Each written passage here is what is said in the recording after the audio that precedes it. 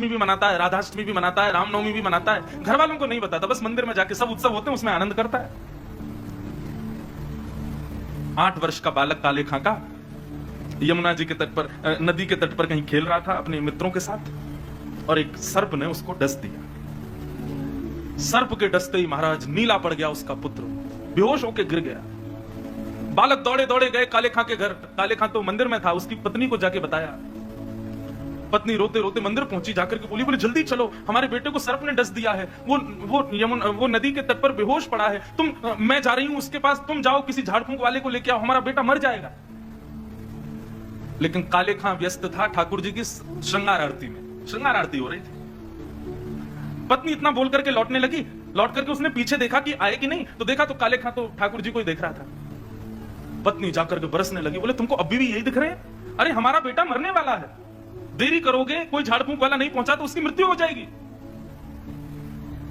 लेकिन काले खां तो अभी भी मदन मोहन जी को ही देख रहे थे। पत्नी ने कहा यदि मेरे पुत्र को कुछ हो गया ना तो फिर देखना मैं क्या करती हूं, तुम्हें और तुम्हारे इस मदन मोहन को दोनों को देखूंगी मैं। ऐसा कहकर के पत्नी तो चली गई।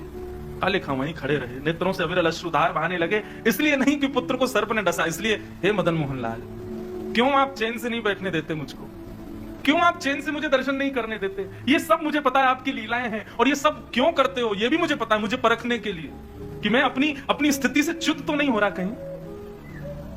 लेकिन मेरा पुत्र दिया आपने था तो बचाओगे भी आप ही, और पुनः कहूंगा इसलिए नहीं कि मेरा पुत्र है, इसलिए कि मैं आपसे दूर ना हो जाऊं, बस मेरे पुत्र को बचाना। संध्या आरती के बाद जैसे ही कपाट बंद हुए, काले खां नदी के तट पर पहुंचा।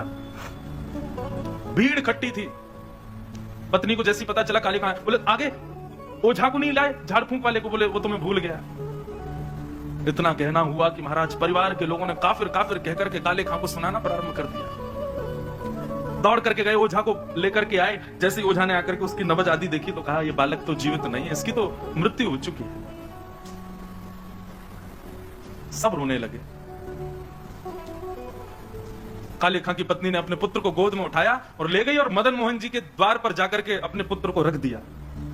बोले बहुत कहते थे